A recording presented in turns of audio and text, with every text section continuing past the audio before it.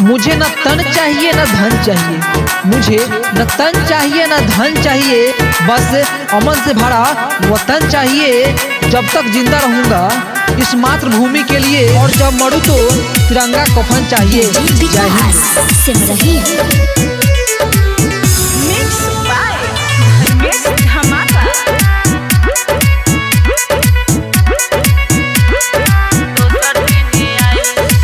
कबो ई जिंदगी के हो जाई मौत, पूरा ना होई कबो कल वाला सोवत।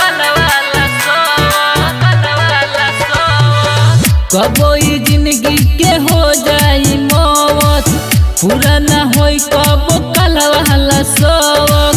ओइसन दिन नहीं फिर आई, ओइसन दिन नहीं फिर आई। आजू झंडा फहराल न त दोसर दिन आई, आजू झंडा फहराल न त दोसर दिन आई। एकरा पीछे मरल बाड़े कितना बहिन के भाई। आजू झंडा फहराल न त दोसर दिन आई।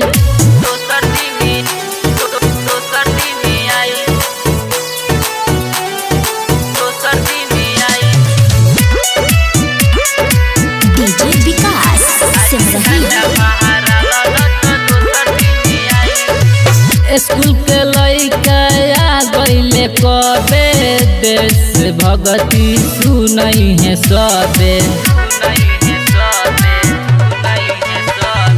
गौवा भर के लोगवा सबे आई गइल हो, बिना झंडा फहरैले हम नाही खाइब हो।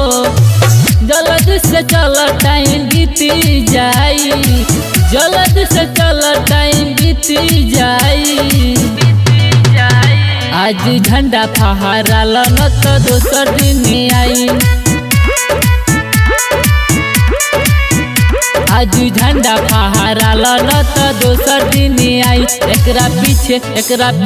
एकरा पीछे मरल बाड़े कितना बहिन के भाई। आज झंडा फहराल न त दोसर दिन आई।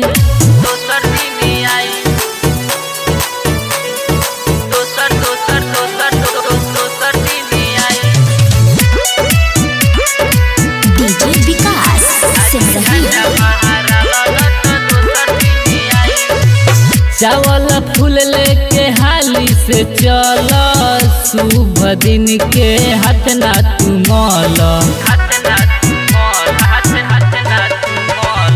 कितना दिन के बाद झंडा आइल बाटे हो, राइटर मसलुद्दीन आर्यन गइल बाटे हो। देखिए तू लखन गीती है सुनाई, देखिए तू लखन गीती है सुनाई। आज झंडा फहराल न त दोसर दिन आई, आज झंडा फहराल न त दोसर दिन आई। एकरा पीछे मरल बाड़े कितना बहिन के भाई। आज झंडा फहराल न त दोसर दिन आई।